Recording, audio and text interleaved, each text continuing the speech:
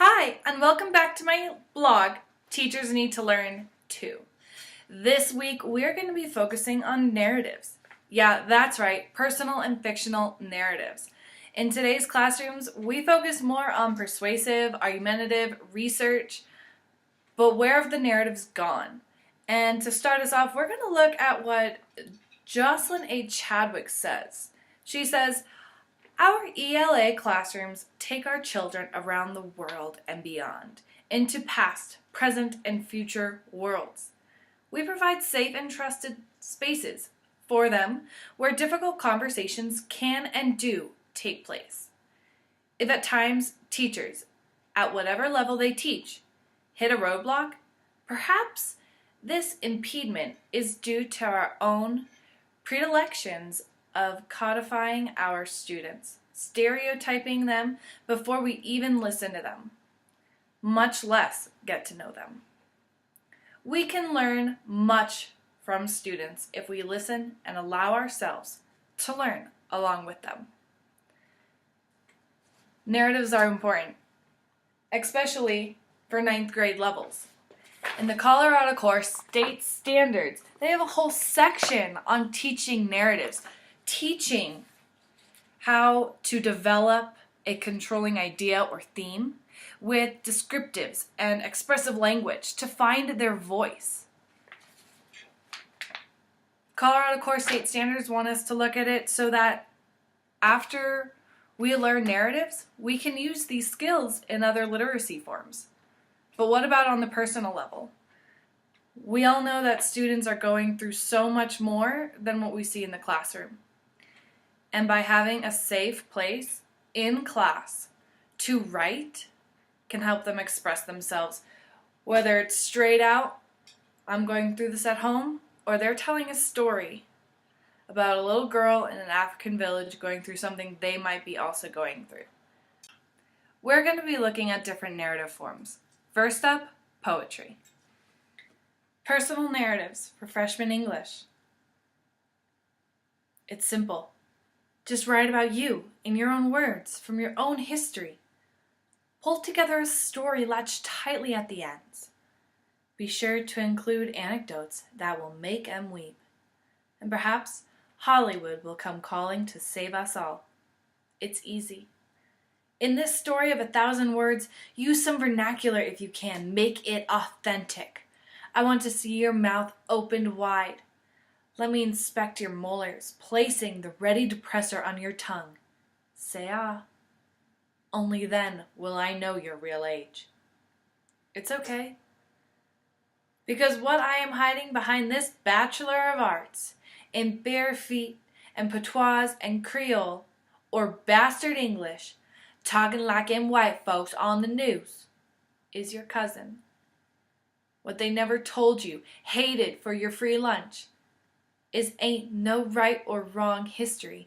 You can say it here, in passive voice even, in verbs that don't agree. The most powerful sentence is declarative. I am, you are, God is, we be. By Christine Fraser.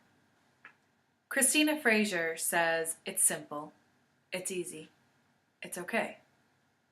But maybe fictional writing, narrative writing, it's only simple and easy when we make it fun again.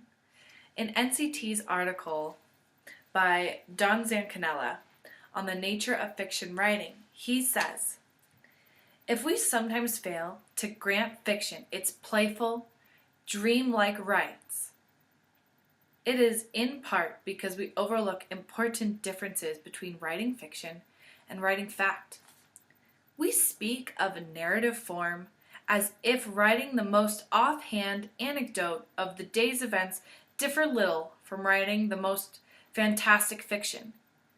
Yet, while there are times when fiction becomes highly autobiographical, or when nonfiction narratives use all the stylistic devices of fiction, one need only sit down to feel like a make-believe story, to discover that writing fiction simply feels different. You can hear someone's voice in argumentative essays, in research papers. You can see what they want. You can see the change they're pleading for. But it is in narratives, in fictional and personal narratives, that we get to hear the child, the student, the adult, and we get to hear what they really want us to understand. By making it fun is how we can make it simple and easy for them again. By being the mentors in class. The Colorado Core state standards at the 9th grade level say, students must master writing narratives to develop real or imagined experience or events using effective technique, well-chosen detail, and well-structured event and sequences. If I'm not mistaken, which I'm not, in other forms of writing, we do need details. We need sequences. By giving our students the opportunity to have fun in their writing, they can write a memoir, either for themselves or for someone they make up. But then, by writing a memoir, they can understand that there's a process that needs to happen. There's a sequence of events that lead up to whatever is coming next. This is what is most important in narrative writing, and something that we shouldn't overlook. Up next is the beginning of a story, so that students show that they can learn the importance of introducing a character and a conflict. The Tales of a Lost Girl. I was lost until I could write this. I'm young, says my parents, and I have the whole world before me. But they don't see how much I'm hurting now. They don't see how hard life is now. They say this or that test doesn't matter, and that I won't ruin my life. But then my teacher says that this or that test is everything, and that without a good grade, I won't go to college. That is the biggest threat, you know. The threat of no college. The threat I will never leave, and the threat I will be stuck forever. What an awful thing to say to a lost girl, I think. If you are reading this now, then it must mean you're curious, right? I mean, isn't that what Jocelyn A. Chadwick says? That teachers provide safe and trusted spaces for students where difficult conversations can and do take place? Well, my class has been told to write our stories, so this is mine. Next form of narrative is a letter. In our own classes, we could have students use the characters in the books we just read. Write a letter from one character to another, from a character to an author, from a character to a reader, or from the reader to the character. By using these letters as fun ways to talk to characters, talk to authors, they can discover what is most important in the book, what is most important in the writing to address. Dear Miss Rowling, why did you write Harry Potter? Why did you give him such a hard life? I wonder if you had a hard life or if you just wanted a place to escape to. Do you know what it is like to be bullied or not have a family? In class we get to write stories this week, but I am scared to write because what if no one likes to read my story? My sister is in 9th grade. She says that they write stories all the time, some real and some fake. She says it is important to use well-chosen details and well-structured sequence. She says that I must introduce all my characters and their setting and what their problems are. I think I will write about the future, or maybe I'll write about a simple family. Mr. Zan Quinzella says it is important to write a personal, imaginative event that has significance for the writer, whether or not the work ever the work ever finds another reader is how you wrote. Miss Rowling, did you care if others would read your story? I think this is how I will write my story this week. However, I want and not care about others. The Colorado Core State Standards say, write literary and narrative texts using a range of poetic techniques, figurative language, and graphic elements to engage or entertain the intended audience. Also to refine the expression of voice and tone in a text by selecting and using appropriate vocabulary, sentence structure, and sentence organization. With these two goals that the Common Core State Standards have for us to help our students master, how fun would it be to create a resume? Have our students write a resume about themselves, what they think they would be good at now with their writing, what they think they can accomplish, or how they know they can write a personal narrative. Or use a resume form as a narrative and allow the students to create a resume for an author or a character in a book and show why that person is able to do what they are, whether in writing or in the context of the book. Here is my example of what a narrative would say on their resume, looking for a job in all classrooms. Hi, and thanks for checking out my personal and fictional narrative resume. My objective is that among the genres taught to 8th graders, story writing ties for last place with logs, journals, and persuasion. For high school seniors, story writing is dead last. My objective as a narrative is to get out of last place. I want to show everyone that I have value and show that with me, real expression can be experienced and shared. One of my favorite quotes is that many truths are better expressed in fiction. I am bringing the importance of narrative back, so thank you for considering me in your classrooms. My experience is in all 3 educational systems, elementary, middle school, and high school. I loved working in elementary education because these young minds flourished when using my skills in their writing. They were able to express themselves and their stories without being judged. Best part of working with elementary children is that there were no wrong answers when it came to writing. Unfortunately, in middle school, it was very touch and go. These minds had a lot to learn and they needed to prepare for high school. One of the best things a middle school teacher did was use my skills in writing notebooks, so that students were encouraged to write however they wanted.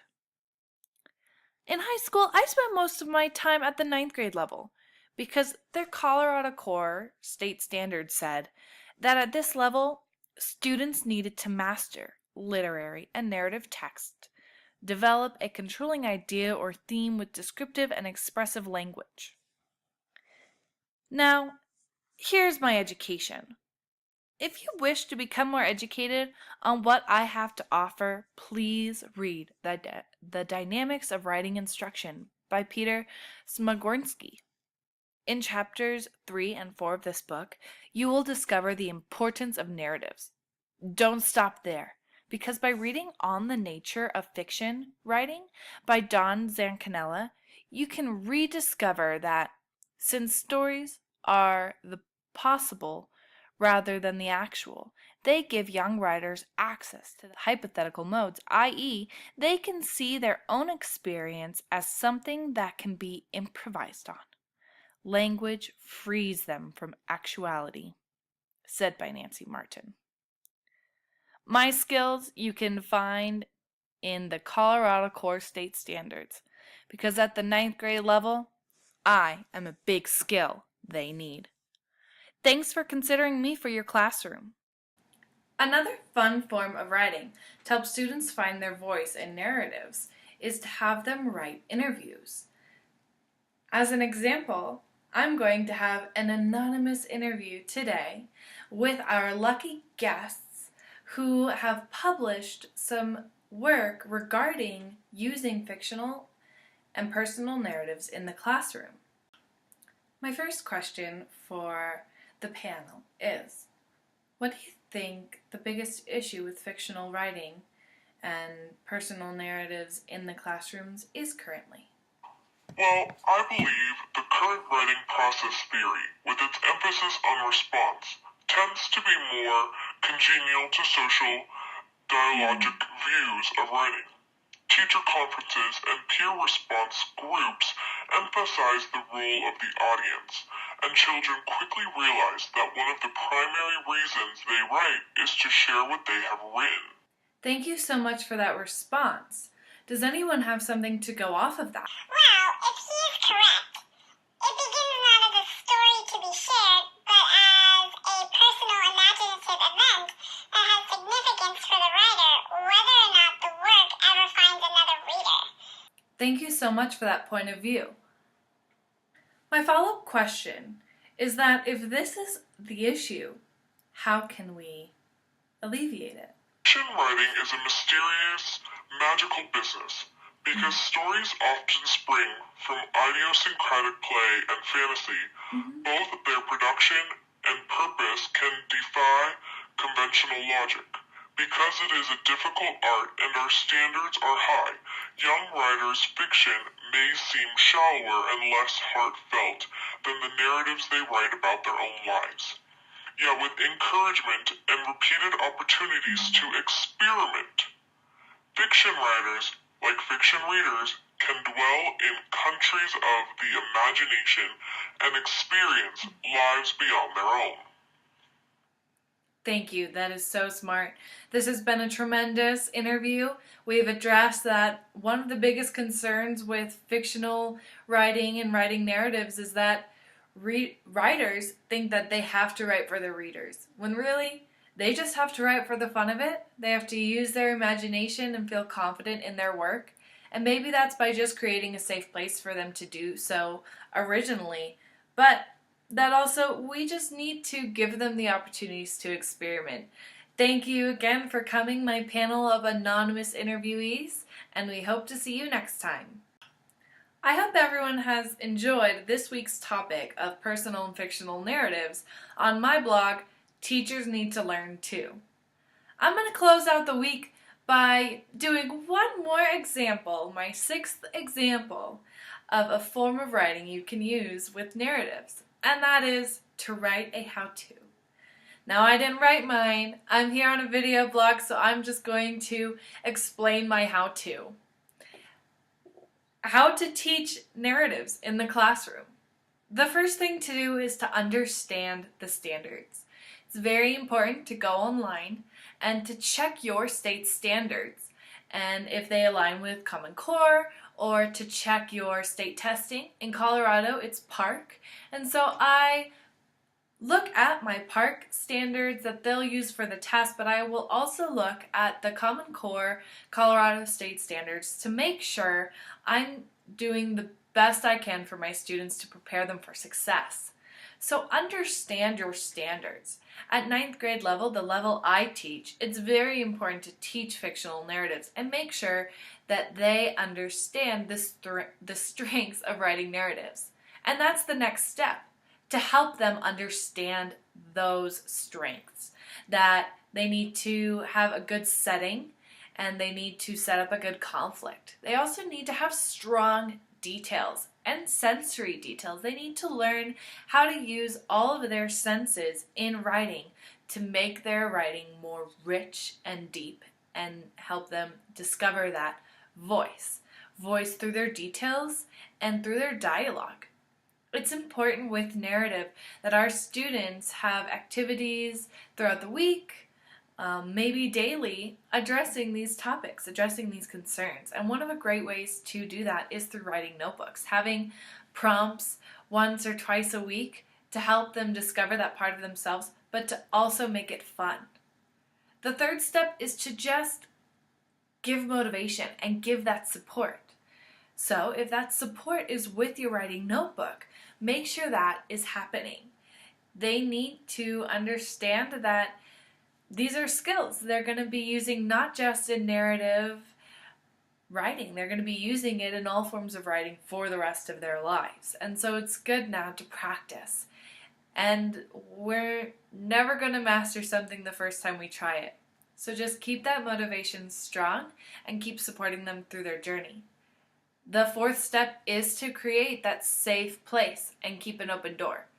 Sometimes when writing fictional personal narratives, students may choose to write about something that is difficult for them to talk about. Though this is not something to expect in every kid's writing, there will be times that they write about something they're going through. So just be prepared and have resources available to them to help them in their personal lives if you read into something that they've written about. And finally, just have fun. Writing and the art of writing and the love of writing is lost when we don't have fun. So have fun activities. Like my 6 examples, we did poetry, we are doing a how-to, we did an interview, a letter, a story, and a resume. This is my how-to on to teach narratives in the classroom, but thank you for watching this week's blog on teaching narratives in the classroom. It is important that we support our students in all forms of writing, and sometimes the forms of writing that we take for granted are the most important. I've reflected on each one of our writing pieces and how they can be of support with you, but please comment below on how we could improve these or what you would like to learn next on Teachers Need to Learn Too.